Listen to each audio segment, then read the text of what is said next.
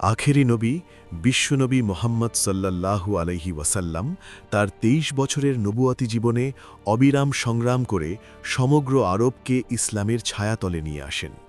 এরপর পৃথিবীতে আল্লাহর সত্য দিন প্রতিষ্ঠার দায়িত্ব নিজের উম্মতের কাঁধে ন্যস্ত করে তিনি চলে যান মহান আল্লাহর সান্নিধ্যে।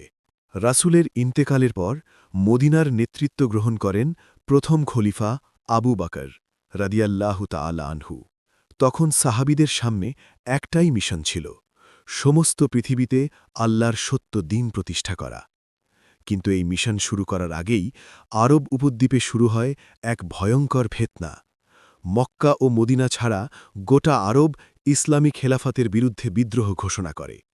তারা নবী মুহাম্মদ সাল্লাল্লাহু আলাইহি ওয়াসাল্লামকে আরবের একছত্র নেতা হিসেবে স্বীকার করলেও তার পরবর্তী কাউকে একক নেতৃত্ব হিসেবে মানতে অস্বীকৃতি জানায়। এমন সময় খবর আসে বুজাখা অঞ্চলে বিদ্রোহ করেছে তুলাইহা ইবান খুবাইলিদ। সে নিজেকে নবী ঘোষণা করে রাতারাতি অসংখ্য অনুসারী জোগাড় করে।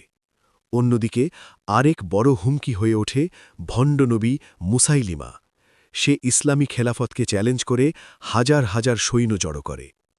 এদিকে বুতাহা অঞ্চলে বিদ্রোহ করে শাসক মালিক বিন নুয়াইরা। তিনি আদায় করা জাকাত মদিনায় পাঠাতে অস্বীকৃতি জানান। একইভাবে বিদ্রোহ করে আরও অনেক গোত্র। এক কথায় সমগ্র আরব উপদ্বীপ হয়ে ওঠে বিদ্রোহের অগ্নিকুণ্ড।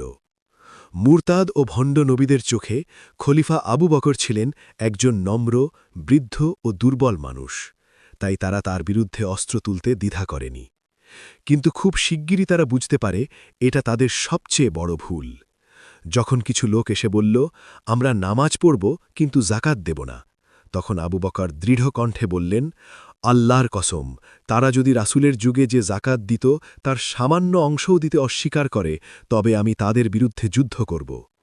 এরপর বিদ্রোহ দমনে তিনি প্রেরণ করলেন ইসলামের ইতিহাসের এক মহান সেনাপতি খালিদ ইবনেল ওয়ালিদ রাদিয়াল্লাহু তাআলা আনহু, যাকে বলা হতো সাইফুল্লাহ, আল্লাহর তলোয়ার। খালিদ বিন ওয়ালিদ প্রথম অভিযান পরিচালনা করেন তুলাইহার বিরুদ্ধে। ৪,০০০ সৈন্য নিয়ে তিনি যাত্রা করেন। পথে আরও সৈন্য তার সাথে যোগ দেয়। অন্যদিকে তুলাইহার বাহিনীর অনেকেই ভয়ে পালিয়ে মুসলিম বাহিনীতে যোগ দেয়। অবশেষে বুজাখার প্রান্তরে মুখোমুখি হয় দুই বাহিনী। যুদ্ধ শুরু হলে দেখা যায় তুলাইহা নিজে যুদ্ধক্ষেত্রে নেই, সে পিছনে বসে ধ্যান করার ভান করছে, আর তার সেনাপতি ওয়াইনাকে বলছে, তুমি যুদ্ধ চালিয়ে যাও, আমি জিব্রাইলের ওহির অপেক্ষায় আছি। যুদ্ধ ক্রমেই কঠিন হয়ে উঠলে সেনাপতি ওয়াইনা বারবার তোলাইহার বিদ্রোহ দমনের পর খালিদ ইবনেল ওয়ালিদ তার বাহিনী নিয়ে এগিয়ে যান নাকরা অঞ্চলের দিকে। সেখানে বনু সুলাইম গোত্রকে বিভ্রান্ত করেছিল তাদের নেতা সাজারা। তারা অনেক নিরপরাধ মুসলিমকেও হত্যা করেছিল। খলিফা আবু বকর নির্দেশ দিয়েছিলেন, যারা মুসলিমদের রক্ত ঝরিয়েছে তাদেরকে অবশ্যই শাস্তি দিতে হবে। খালিদের আক্রমণের মুখে অল্প সময়েই ভেঙে পড়ে বিদ্রোহীরা। অনেকেই পরে ক্ষমা চেয়ে আবার ইসলামে ফিরে আসে। এরপর তিনি যান জাফার অঞ্চলে, যেখানে গাথাফান গোত্র বিদ্রোহ করেছিল এক নারী নেত্রী সালমার প্ররোচনায়।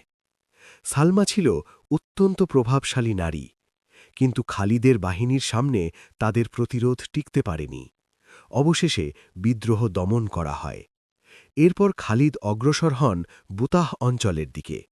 সেখানে শাসন করতেন মালিক বিন নুয়াইরা। তিনি একসময় মুসলিম ছিলেন এবং জাকাত সংগ্রহের দায়িত্বে ছিলেন, কিন্তু পরে তিনি বিদ্রোহীদের সাথে যোগ দেন। খালিদের বাহিনী সেখানে পৌঁছালে মালিক আত্মসমর্পণ করেন, কিন্তু তিনি নিজের ভুল স্বীকার করেননি। ফলে খালিদ তাকে মৃত্যুদণ্ড দেন। এরপর খলিফা আবু বকর নতুন নির্দেশ পাঠান, এবার এগিয়ে যাও ইয়ামামার দিকে, কারণ সেখানে ভণ্ড নবী মুসাইলামা জড়ো করেছিল বিশাল বাহিনী। এই যুদ্ধই ইতিহাসে পরিচিত ব্যাটল অফ ইয়ামামা নামে। মুসাইলামার ছিল প্রায় ৪০,০০০ সৈন্য, আর মুসলিমদের ছিল মাত্র ১৩,০০০। ভয়ঙ্কর এই যুদ্ধে মুসলিমদের অনেক সাহাবী শহীদ হন। অবশেষে মুসাইলামা পালিয়ে আশ্রয় নেয় এক বাগানের ভেতর। সেই বাগানের প্রাচীর টোপকে ভিতরে ঢুকে দেন সাহসী সাহাবী আল বারা ইবনে মালিক। এরপর মুসলিম বাহিনী বাগানের ভিতরে প্রবেশ করে। শেষ পর্যন্ত মুসাইলামাকে হত্যা করেন এক ব্যক্তি, ওয়াশি ইবনে হার্ব।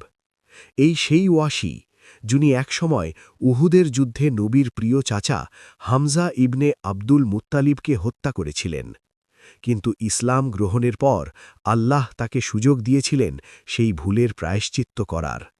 এভাবেই ইয়ামামার যুদ্ধে শেষ হয় ভণ্ড নবী মুসাইলামার বিদ্রোহ এবং পুনরায় প্রতিষ্ঠিত হয় ইসলামের শক্তি।